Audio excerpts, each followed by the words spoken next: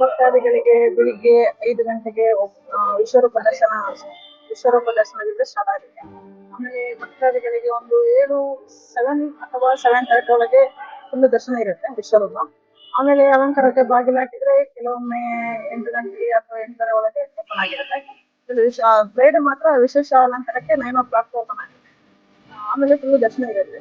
ಆಮೇಲೆ ನೈವೇದ್ಯಕ್ಕೆ ಒಂದು 10 ಒಂದು 10 minutes ಕ್ಲೋಸ್ ಮಾಡಿರ್ತಾರೆ. ಆಮೇಲೆ ಮಧ್ಯಾಹ್ನ ಊಟ 12 ಗಂಟೆಗೆ ಸ್ಟಾರ್ಟ್ ಆಗುತ್ತೆ. 12 ಗಂಟೆಯಿಂದ 3 ಗಂಟೆವರೆಗೆ.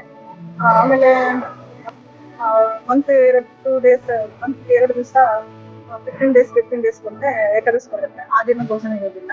ಮತ್ತೆ ರಾತ್ರಿನೂ ಊಟ ಇದೆ. 8 ರಿಂದ 10 ಗಂಟೆವರೆಗೆ ಊಟ ಇದೆ. ಮತ್ತೆ ಭಕ್ತಾದಿಗಳಿಗೆಲ್ಲ ಒಳ್ಳೆ ದರ್ಶನ ಆಗುತ್ತೆ. ರಾತ್ರಿ ಈಗ ಜನವರಿ, ಫೆಬ್ರವರಿ, ಮಾರ್ಚ್, ಏಪ್ರಿಲ್, ಮೇ 5 ಮಂತ್ ಇಂದ ಸ್ವಲ್ಪ ಇದಿದೆ. ಸ್ವಲ್ಪ ಕ್ರೌಡ್ ಇರ್ತ ಕಾರಣ ಸ್ವಲ್ಪ ಭಕ್ತಾದಿಗಳಿಗೆ ಸ್ವಲ್ಪ ವಿಶೇಷ ದರ್ಶನಕ್ಕೆ ಸ್ವಲ್ಪ ತೊಂದ್ರೆ ಏನಿಲ್ಲ, ಒಳ್ಳೆ ದರ್ಶನ ಆಗುತ್ತೆ. ಆದ್ರೆ ತುಂಬಾ ಕ್ರೌಡ್ ಇರುತ್ತೆ. ಮಳೆಗಾಲಕ್ಕೆ ಸ್ವಲ್ಪ ಫ್ರೀ ಆಗುತ್ತೆ, ಒಳ್ಳೆ ದರ್ಶನ ಎಲ್ಲ ಸಿಗುತ್ತೆ ಹಾಗೆ. 12 ಆಮೇಲೆ ಜುಲೈ ತಿಂಗಳಿಂದ ಸ್ವಲ್ಪ ಒಳ್ಳೆ ದರ್ಶನ ಸಿಗುತ್ತೆ. ಯಾವ ತಿಂಗಳು?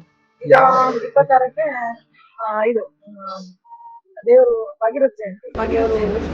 ಅವಾಗ ಉತ್ಸವ ಎಲ್ಲ ಇರೋದಿಲ್ಲ.